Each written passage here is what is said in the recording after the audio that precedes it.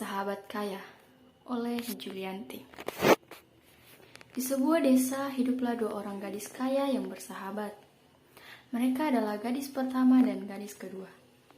Mereka selalu melakukan apapun bersama-sama.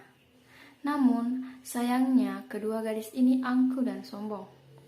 Mereka selalu berlebihan dalam berpakaian dibanding dengan anak-anak lain yang hanya memakai pakaian sederhana untuk bermain. Di desa itu ada banyak anak yang seumuran dengan mereka. Namun, kedua gadis ini tidak pernah terlihat bermain bersama dengan mereka. Bahkan mereka tidak memiliki teman di luar mereka berdua. Awalnya, anak-anak di desa itu selalu mengajak mereka bermain bersama. Namun, kedua gadis ini selalu menolak, bahkan kadang memelingkan muka ketika bertemu dengan mereka. Sifat angkuh dan sombong yang dimiliki mereka oleh kedua anak ini membuat anak-anak seumuran mereka sudah tidak mau lagi mengajak mereka bermain. Hingga pada suatu hari terjadilah sebuah peristiwa yang tidak diinginkan. Orang tua dari salah satu gadis itu bangkrut dan kehilangan semua harta bendanya. Kehidupannya kini berbanding terbalik dengan kehidupannya yang dulu. Kini gadis itu hidup sederhana layaknya anak-anak yang lain yang ada di desa itu. Keadaan gadis itu diketahui oleh temannya, bahkan juga anak-anak lain di desa itu. Gadis kedua pun merasa gadis pertama sudah tidak pantas lagi menjadi temannya. Akhirnya, dia memutuskan untuk tidak lagi berteman dengannya.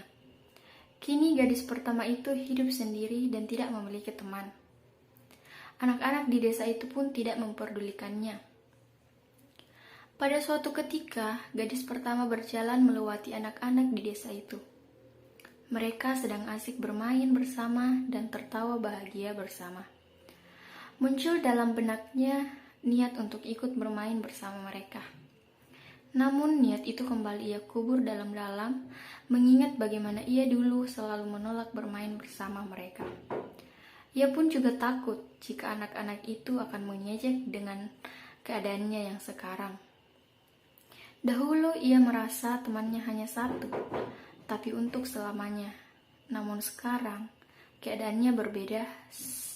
Satu teman pun dia tidak memilikinya. Dalam perjalanan pulang, gadis itu memikirkan banyak hal, termasuk bagaimana cara memberanikan diri untuk meminta maaf kepada anak-anak di desa itu dan mau menerimanya bermain bersama. Namun ternyata anak-anak itu menyadari keberadaannya dan memutuskan untuk menyusulnya dan mengajak ikut bermain bersama mereka. Belum terlalu jauh dari tempat bermainnya, anak-anak itu pun melihat gadis pertama sedang duduk termenung. Akhirnya anak-anak itu menghampirinya dan mengajaknya bermain. Gadis pertama yang menyadari keberadaan anak-anak itu langsung terisak menahan tangisnya dan meminta maaf kepada anak-anak itu. Gadis pertama mengaku dirinya dulu terlalu sombong hingga tidak mau berteman dengan mereka. Sejak saat itu, gadis pertama mulai bermain bersama anak-anak di desa itu. Di sisi lain, gadis kedua juga merasakan kesepian karena tidak memiliki teman bermain lagi, dan memutuskan untuk berjalan-jalan di desa itu. Gadis kedua pun melihat gadis pertama dan anak-anak di desa itu sedang bermain bersama, hingga muncul perasaan iri dalam hatinya. Dia juga ingin sekali memiliki teman bermain, namun ia takut menghampiri anak-anak itu. Ia takut jika anak-anak itu akan menolak bermain bersamanya, lantaran dahulu dia selalu menolak bermain bersama mereka. Dengan perasaan sedikit cemas, gadis kedua itu pun menghampiri gadis pertama dan anak-anak di desa itu yang sedang bermain bersama. Gadis kedua pertama-tama meminta maaf kepada gadis pertama karena ia telah meninggalkannya setelah mengetahui orang tuanya bangkrut.